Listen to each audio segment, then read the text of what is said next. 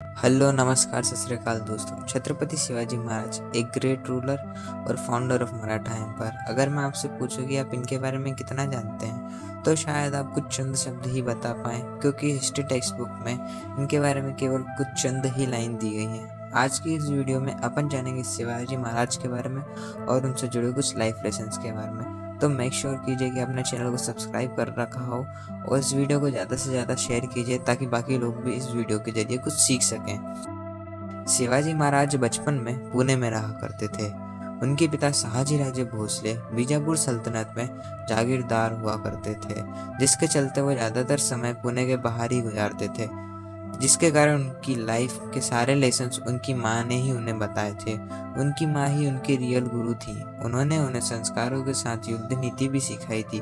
उनकी माँ उन्हें प्रेरित करती थी रामायण और महाभारत जैसे एपिक्स को पढ़ने के लिए।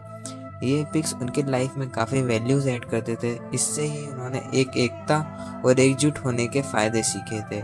जैसे भगवान राम, जो कि भगवान होने के बाद भी वानर सेना का सहारा लिया था अपना युद्ध जीतने के लिए।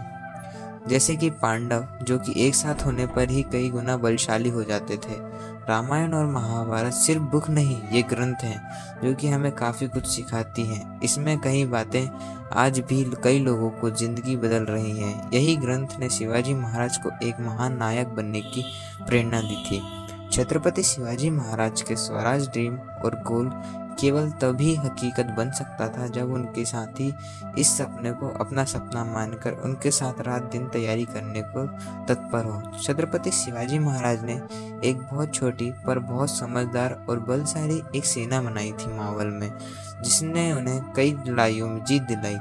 छत्रपति शिवाजी महाराज अपने प्रजा के लोगों के साथ बैठकर खाना खाते थे, ताकि उनके लोगों को ऐसा फील ना हो कि वो उन पर राज कर रहे हो, बल्कि ऐसा फील हो कि वो छत्रपति शिवाजी महाराज पर राज कर रहे हो। हमें छत्रपति शिवाजी महाराज से एक लाइफ लेसन सीखने को मिलता है कि हम अपना कंफर्ट जोन कैसे छोड़ सकते हैं। छत्रपति शिवाजी महाराज, जो कि आज फादर ऑफ इंडियन नेवी के नाम से जाने जाते हैं, लोग ये तो जानते हैं कि यूरोपियंस ने नेवी की मदद से पूरे वर्ल्ड पर कब्जा करा था, पर वो यह नहीं जानते कि पांड्यास और चोलास ने यूरोपियंस नेवी को खदेड़ फेंका था।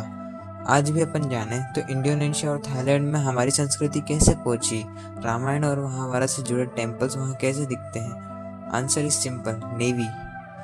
साउथ इंडिया की कुछ डायनेस्टीज ने उस टाइम पे इन्हें बाकी देशों में फैलाया था, पर इंडिया की नेवी 13th सेंचुरी में कुछ वीक हो गई थी और वो डिपेंड करने लगे थे अरब ट्रेडर्स पर एक्सपोर्ट के लिए।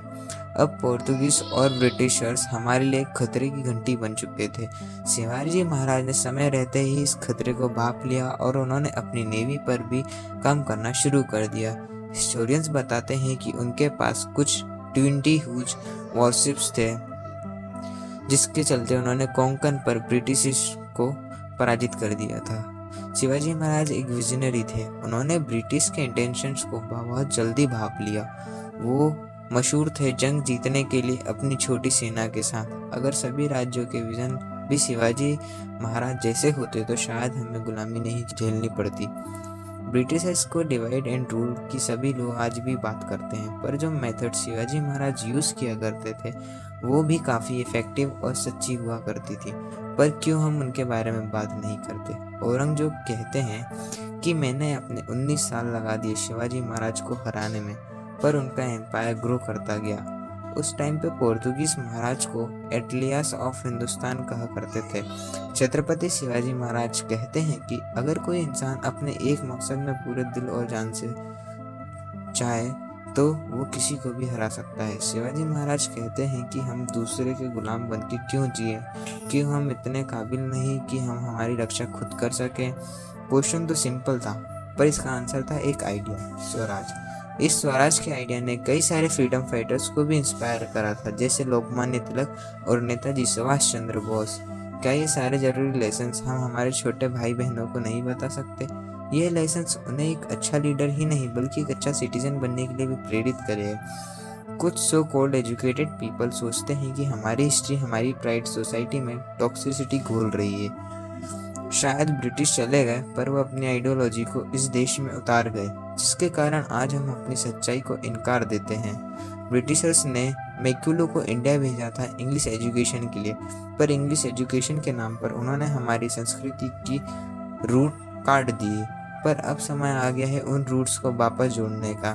क्या आप मेरे साथ हैं? कमेंट कीजिएगा और बताइएगा कि आप इस वीडियो से क्या सीखे हैं। इस वीडियो को ज़्यादा से ज़्यादा शेयर कीजिए और इस चैनल को सब्सक्राइब कीजिए। धन्यवाद।